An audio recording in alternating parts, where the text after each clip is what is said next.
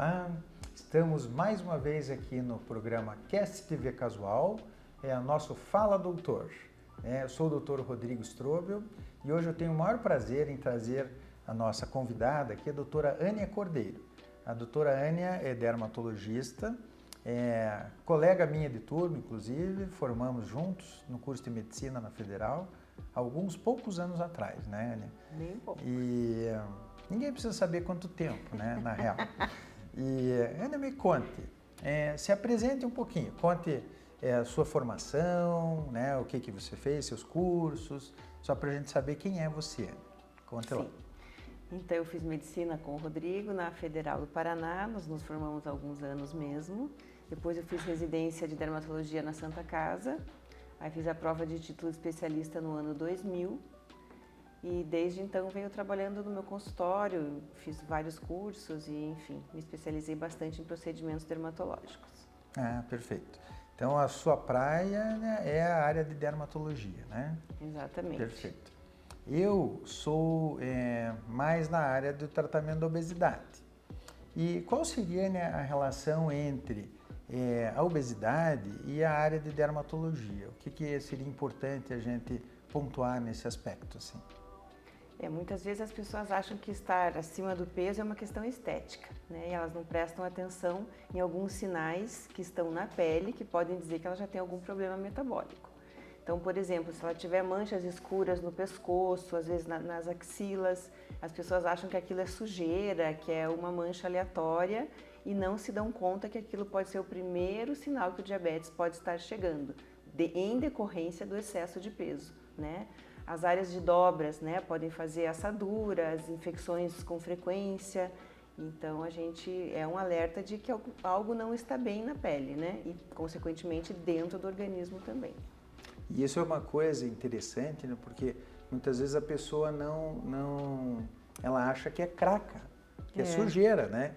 E passa até de vez em quando esponja, uma bucha ali para tentar limpar. Muitas vezes até quase machuca, arranca a pele e depois de um tempo volta a manchinha de novo, aquela manchinha irritante. Exato. Então é legal as pessoas entenderem isso, que muitas vezes essa manchinha diz muita coisa, que pode ser o primeiro sinal talvez de um diabetes, um pré-diabetes, né? E sempre lembrando que a obesidade é uma doença, né? Em decorrência dela podem vir outras. Então não é só uma questão de estar acima do peso ou não e ser uma escolha, né? Eu vejo que muitas pessoas hoje têm até uma apologia, assim, aceite o seu corpo. Se ele estiver doente, talvez você devesse repensar, né? Eu trabalho muito nessa área, então isso é muito forte para nós, assim. Quando a gente vê programas assim, não aceite que você está acima do peso, né? Como se fosse aceitar um estilo de vida. Mas isso não é um estilo de vida, né? É mais ou menos a pessoa talvez com câncer, defender que é muito legal estar doente com tipo uma neoplasia, um câncer e tal. Então é a mesma coisa. Para mim dói muito quando a pessoa diz que está com obesidade e está feliz, né? Assim como as que dizem para mim que fazem bronzeamento artificial Então, e acham que aquilo pode ser uma escolha. Não deve ser uma escolha para ninguém, até porque é proibido no Brasil, né? Dói na gente ver que as pessoas estão se maltratando, né? Sim. E o bronzeamento natural, de pegar sol, pegar cor com o sol mesmo naturalmente, também não é bom, né? Eu pergunto isso porque eu acabei de vir do Nordeste e eu peguei muito sol lá, sabe? Então, eu também vou pro Nordeste. Eu sei que você me viu e já me viu assim, já me deu um pito. Eu vou de camiseta de lycra, assim, e chapéu. E muito protetor. Porque a gente sabe que o DNA das células da pele eles vão sendo mutados, né, pela radiação ultravioleta. Então, eles vão se alterando até que um dia vire um câncer. Pode ser um câncer simples de remover, como um vaso celular, como pode ser um melanoma que a pessoa pode morrer em decorrência dele, né? Isso. Nem assim, no geral, assim, nas linhas na área de dermatologia, o que é recomendado no dia a dia, assim, como um check-up? Porque a gente, por exemplo, tem check-up a partir de uma certa idade, lá 50 anos, os homens começarem a procurar o urologista para cuidar da próstata. Na dermatologia, tem algumas linhas assim de orientação? Você sabe que a dermatologia é a especialidade que mais tem doenças, né? O maior número de diagnósticos. Então, eu acho que todo mundo sempre tem alguma coisa. Desde a infância, passando pela adolescência, com a acne, com essa queda de cabelo nos homens, às vezes muito cedo também. E, enfim, as condições estéticas, doenças autoimunes. Então, eu acho que a gente precisaria orientar que os pacientes nos procurem anualmente. Tipo, mesmo mais jovens, sempre ter um dermatologista para chamar de seu. Esse foi um slogan nosso na SBD. Ah, foi? Uhum. Ter um dermatologista. Tem um dermatologista para chamar de seu. Isso mesmo. Não, mas é bom mesmo, né? Porque você tocou num assunto ali da questão do melanoma. O melanoma, eu acho que é uma coisa legal de a gente falar um pouquinho mais, né? Sim. Porque é uma coisa muito perigosa, traiçoeira e que muita gente não dá muito valor, assim, né? E às vezes não dá para saber, porque pode ser uma pinta de um aspecto parecido com o das outras pintas, né? Geralmente ele é diferente. Então, inclusive, tem uma coisa que é interessante vocês saberem. A gente fala do sinal do patinho feio. Se você tem muitas pintas que são todas mais ou menos parecidas, mas uma tem uma cor diferente, um tamanho diferente, isso chama atenção, né? Novas pintas em adultos, também não é esperado que apareça uma pinta benigna na vida adulta. Então isso tem que ser visto. Pode ser benigna, mas a gente tem que olhar com o dermatoscópio e muitas vezes a gente prefere tirar e então mandar para uma biópsia para ter certeza, porque realmente é uma doença que pode ser muito grave. O melanoma, ele não dá muito sintoma e daí muitas vezes a hora que descobre já é avançado, já é muito tardio, né? Exato, muitas vezes o tumor primário é uma pinta minúscula que está escondida na axila, né? E a pessoa não se deu conta. É interessante também que entre os familiares, casais, um olha as lesões do outro, né? Porque tem áreas que a gente não enxerga, couro cabeludo, pedir para o cabeleireiro olhar, né? As manicures, às vezes tem melanoma na unha. Então, ficar atento a isso, né? Uma pinta diferente, uma pinta nova, é bom que a gente veja. E áreas também de atrito, né? Não tem isso? Sim, as áreas que sofrem, né, com frequência algum trauma, né, ou que sofrem queimaduras, não só queimadura solar, mas queimaduras térmicas. Se você queimou uma pinta, ela tem mais chance de sofrer alguma transformação. Eu tinha uma no pescoço. Isso aqui, bem aqui, assim. Isso há uns 30 anos atrás, e daí sempre fazia barba, né? E daí me deu uma ideia brilhante de eu realmente tirar a minha pinta. Eu acho que foi um bom negócio, né? Parabéns. Tá bom. Me conte, trabalho muito na linha de cirurgia bariátrica, né? E a gente sabe que um grande temor para as mulheres, homens um pouco, mas especialmente nas mulheres, é a questão da queda de cabelo, né? Então, o terror muitas vezes não é nem de ter alguma coisa grave, ou uma mudança alimentar, ou alguma complicação na cirurgia mais grave. Mas o que talvez limite muitas vezes a pessoa de fazer a cirurgia é que ela pode perder cabelo. E isso é um terror no mundo das mulheres, né? Sim, é verdade. Conte um pouquinho sobre isso para nós.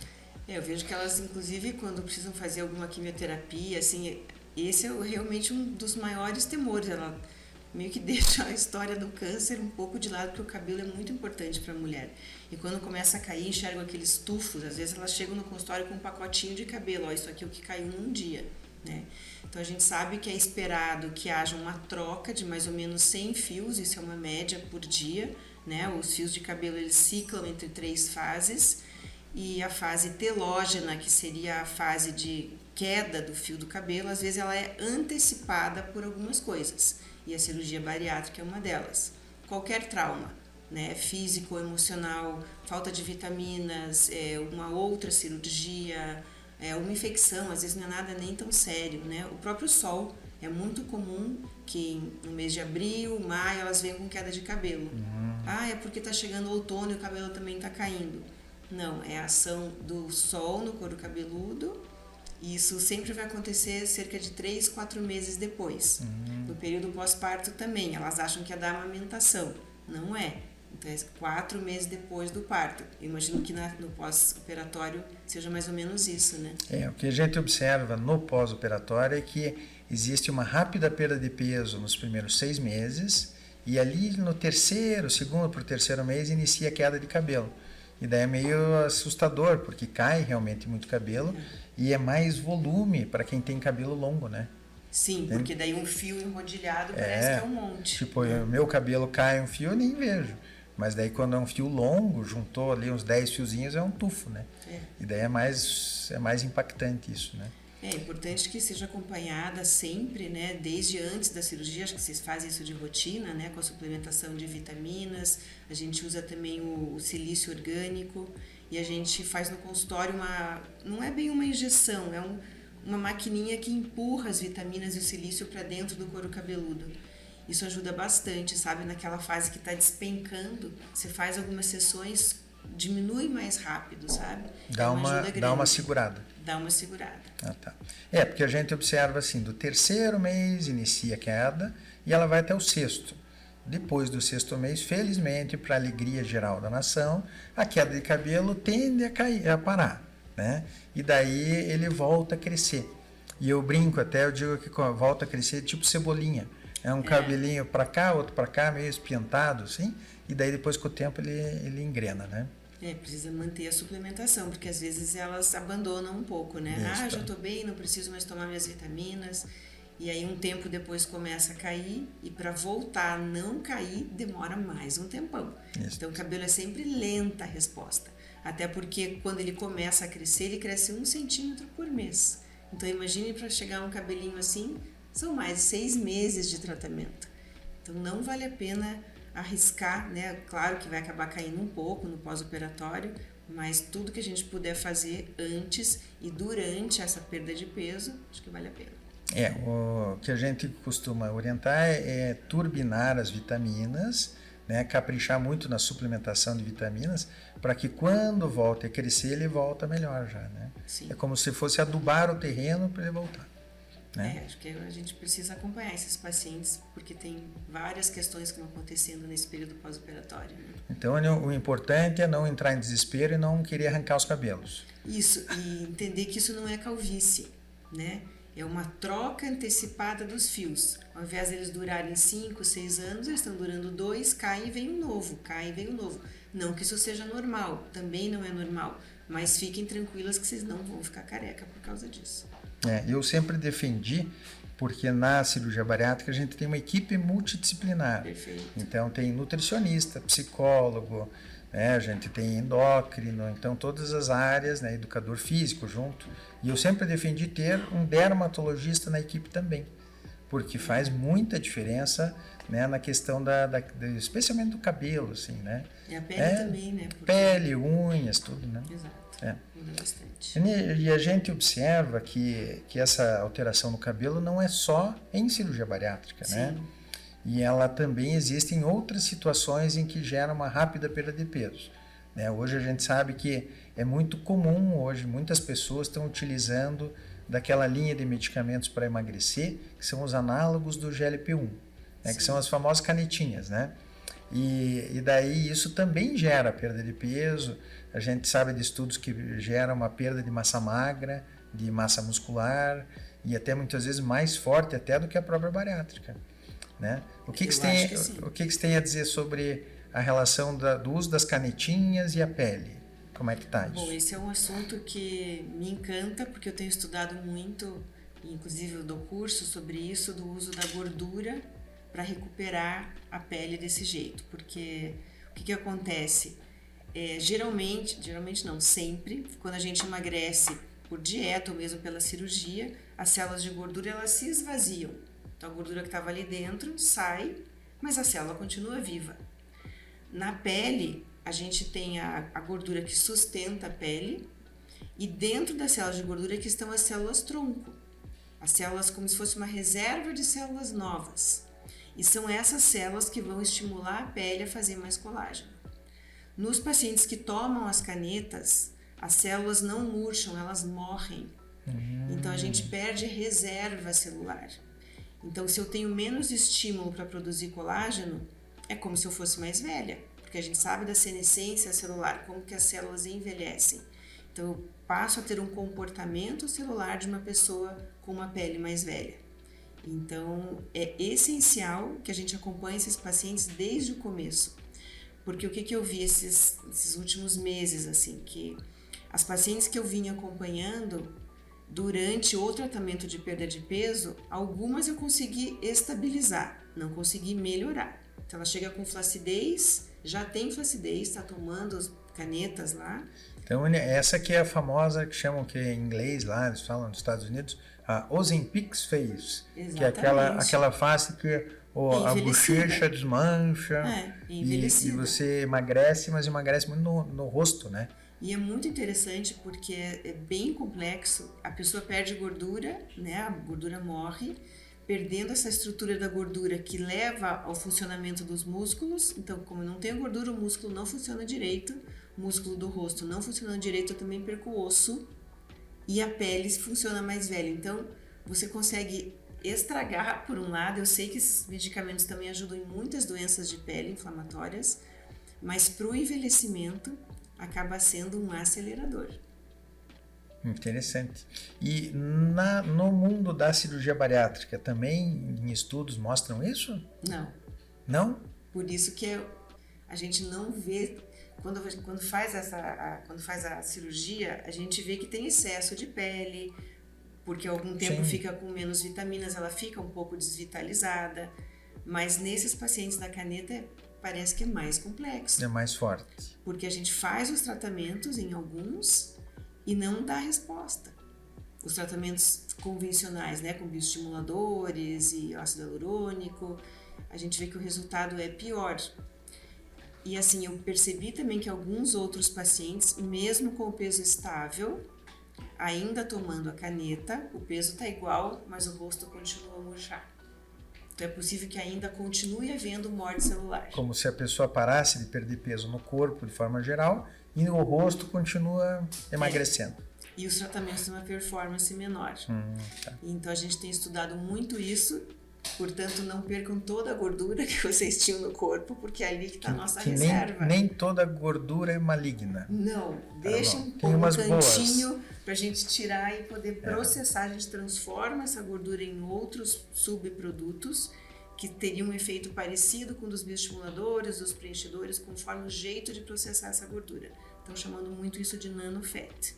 Então, a gente mata assim as células de gordura e usa só as células que vão estimular a pele a ficar mais jovem de novo. Que legal. Muito interessante. E uma coisa, minha curiosidade muito forte, assim, porque eu não entendo nada dessas do mundo estético, muito. Até assim. porque você não precisa, né? Nasceu perfeito e assim continuou.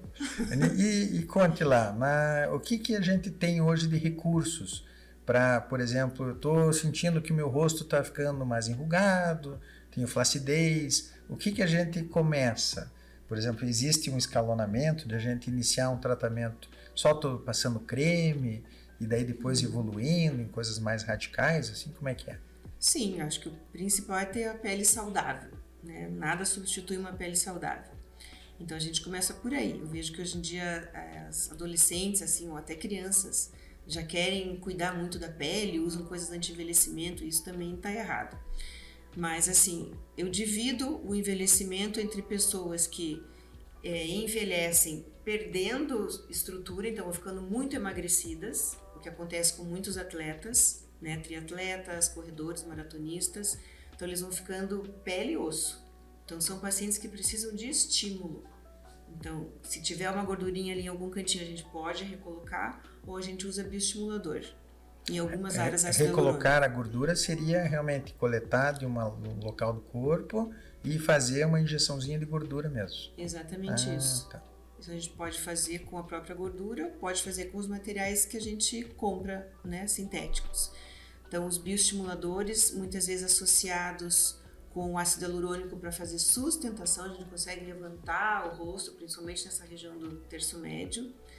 E nos pacientes que têm o rosto muito pesado, que tem um acúmulo de gordura em algumas áreas, eu gosto de fazer ultrassom microfocado para reduzir um pouco os acúmulozinhos, principalmente aqui embaixo. E o ácido hialurônico, que as pessoas têm medo hoje em dia de fazer, porque eu vejo que muitas especialidades e não médicos se apropriaram da nossa área e trouxeram resultados desastrosos. Isso é um assunto muito importante que eu queria trazer também aqui, né? Então os pacientes começaram a ficar com medo do preenchedor. Então, preencher as pessoas associam com encher, portanto, ganhar volume. E justamente nos pacientes com o rosto mais pesado, é onde eu mais uso ácido hialurônico, porque ele é o que tem mais capacidade de sustentar.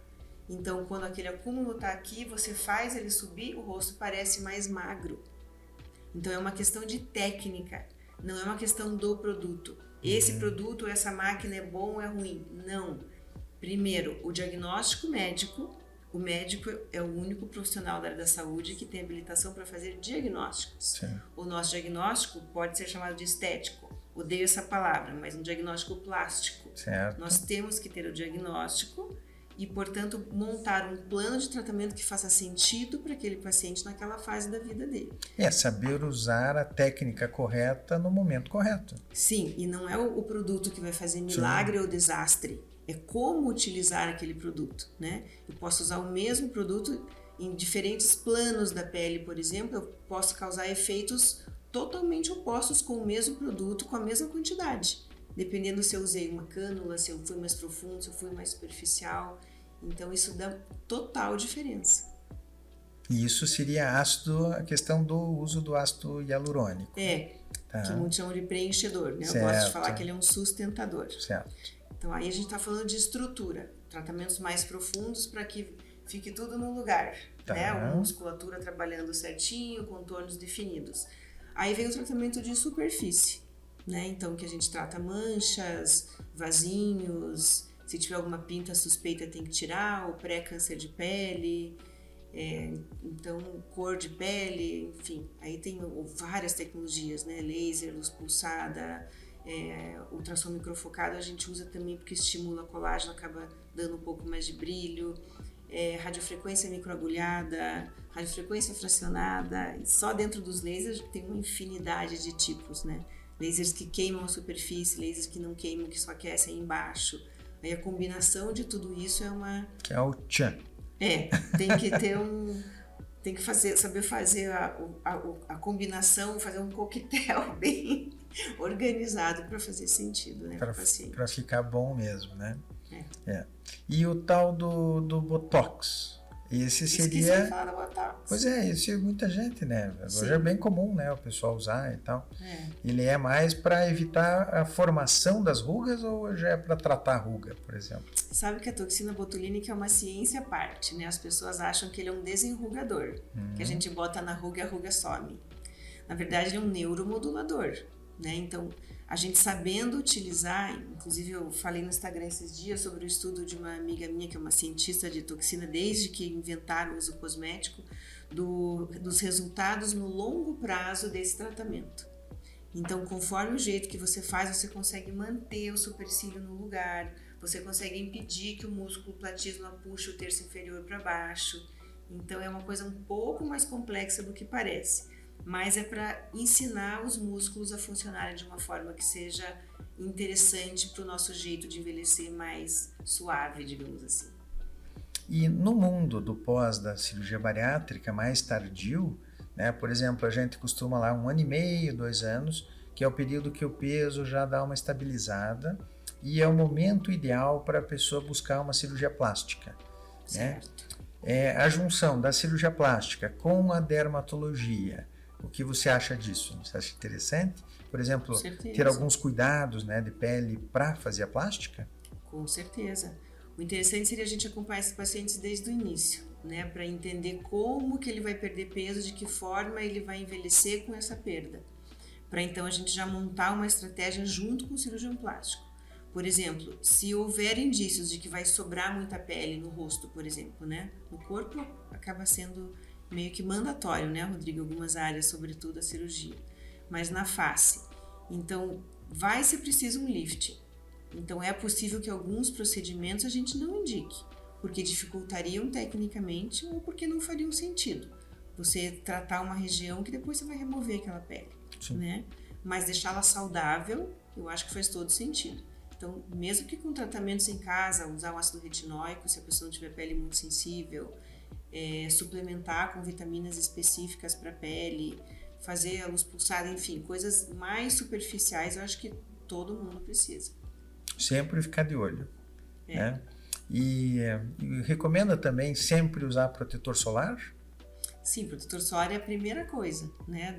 O básico bem feito é limpar, lavar o rosto com algo que não agrida muito a pele.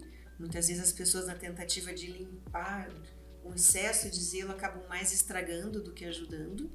Hidratar e passar protetor solar, porque a ciência já demonstrou isso há muitos anos, né? Inclusive, se depois a gente puder mostrar uma imagem que saiu no New England, de muitos anos atrás, um caminhoneiro...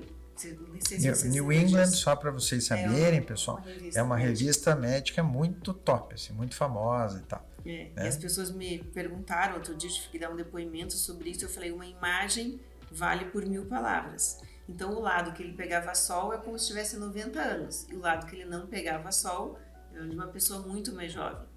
Então, isso já está bem estabelecido. Se a gente puder prevenir ao máximo, não só a questão estética, mas algumas doenças de pele, acho que a gente tem a obrigação de fazer isso. Seria mais ou menos que nem o braço talvez do caminhoneiro, né? Uma pessoa que fica o dia inteiro com o braço aqui na janela. É outra pele. Essa pele fica de um jeito, daqui é outra, né? Sim, os lavradores, né, que trabalham de camiseta, você vê a pele do pescoço para cima, parece que é outra pessoa. Então, o dano solar, não tem a menor dúvida que ele existe, né? Já me convenci, então, que eu preciso consultar com você. Que já tarda, já deveria ter ido antes, né? E qual seria o recado, assim, final, assim, que você gostaria de deixar da questão de obesidade, assim, uma mensagem importante para o nosso público, assim? Bom, fiquem atentos à sua pele.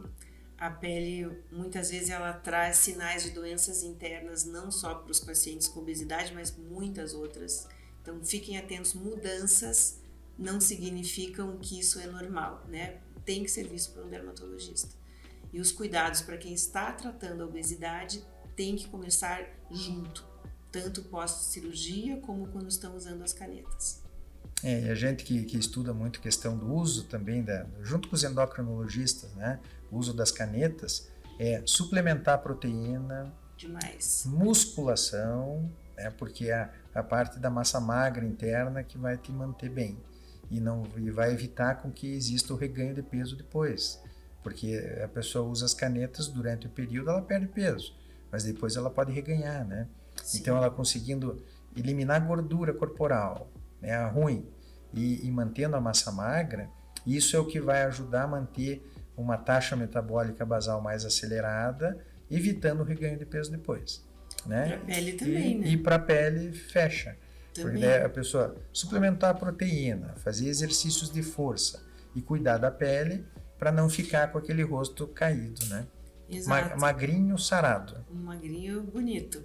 Isso, muito bom. Aninha, muito obrigado pela presença. Obrigada pelo Foi convite. muito legal a gente bater papo aqui e agradeço muito mesmo. Valeu.